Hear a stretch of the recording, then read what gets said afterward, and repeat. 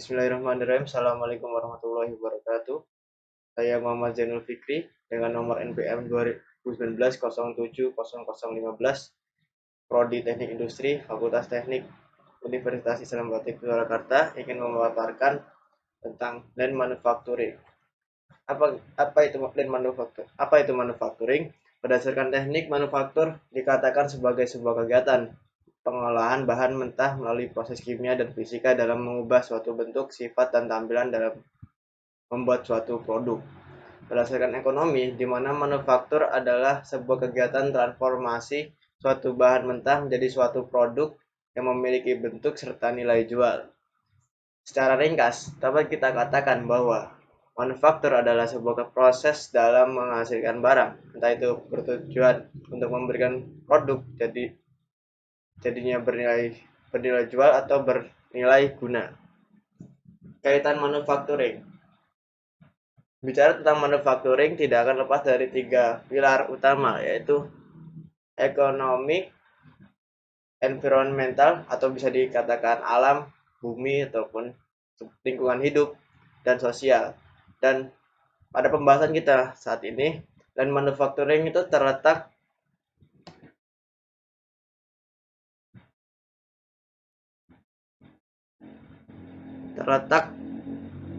pada di antara environmental dan ekonomik, antara lingkungan hidup dan ekonomik saja. Dan manufacturing merupakan sistem produksi yang senantiasa mengupayakan penekanan pemborosan, mudah elimination. Mudah sendiri ialah kegiatan yang tidak berguna, jadi dieliminasi dengan melibatkan seluruh karyawan di dalam perusahaan. Pemborosan di sini diartikan sebagai gejala sesuatu yang tidak memberikan nilai tambah, non added value. Prinsip land manufacturing.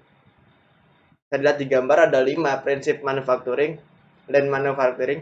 Yang pertama define value, 2 map value stream, 3 create flow, 4 establish full system, dan 5 pursue perfection.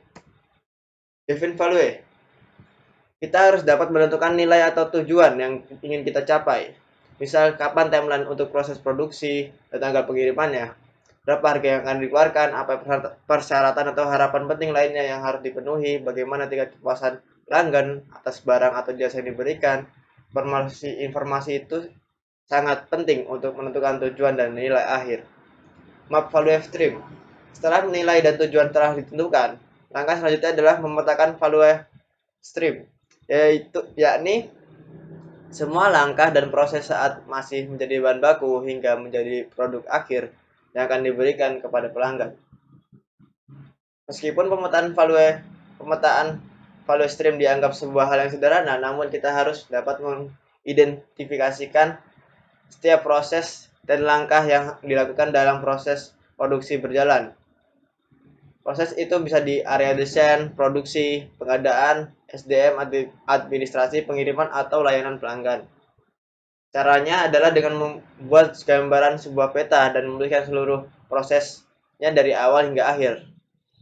Dari pemetaan ini akan terlihat dan teridentifikasi bagian atau langkah mana yang tidak efisien sehingga dapat kita hapus. Pemetaan value stream ini kadang disebut sebagai proses re-engineering. Feed flow.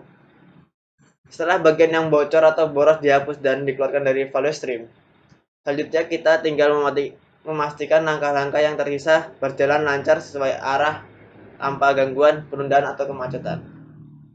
Establish full system. Tahap ini adalah di mana kita memastikan produksi sesuai dengan apa yang diinginkan dan dibutuhkan pelanggan, dengan fokus pada produk yang akan mereka butuhkan. Semakin fleksibel melakukan produksi melalui pengurangan keborosan, semakin baik kita bisa menyelaraskan daya tarik dari pelanggan. Dengan proses seperti ini, maka produksi akan meningkat dan pengiriman produk dapat dikirimkan tepat pada waktunya. Kepuasan pelanggan pun terpenuhi. Pursue perfection. Terakhir dan paling penting, membuat pemikiran lean dan perbaikan proses dari budaya perusahaan Anda. Seiring kegunaan Anda yang terus meningkat, penting untuk diingat lean bukanlah sistem yang statis, jadi bisa berubah. Ia tetap membutuhkan usaha serta kecermatan yang baik untuk menjadi sempurna. Libatkan setiap karyawan dan menetapkan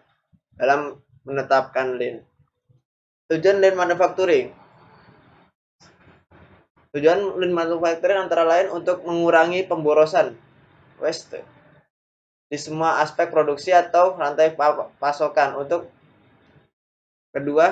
meningkatkan kualitas output, keluaran atau produknya dan produktivitas. 3. Untuk memperpendek lead time, waktu yang dibutuhkan dalam produksi.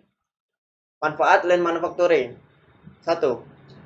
Mampu menekan biaya produksi sehingga harga jual produk bisa lebih rendah dan dapat bersaing dengan kompetitor. 2. Mampu meningkatkan produktivitas produksi perusahaan. 3. Mampu memenuhi lonjakan permintaan dari para pelanggan. 4. Mampu meningkatkan efisiensi proses dalam menghasilkan produk. Dari apa yang saya paparkan tadi, maka timbullah pertanyaan. Pentingkah lean manufacturing? Perlukah kita menerapkan lean manufacturing pada industri-industri? Mungkin itu saja dari saya. Sekian dan terima kasih. Wassalamualaikum warahmatullahi wabarakatuh.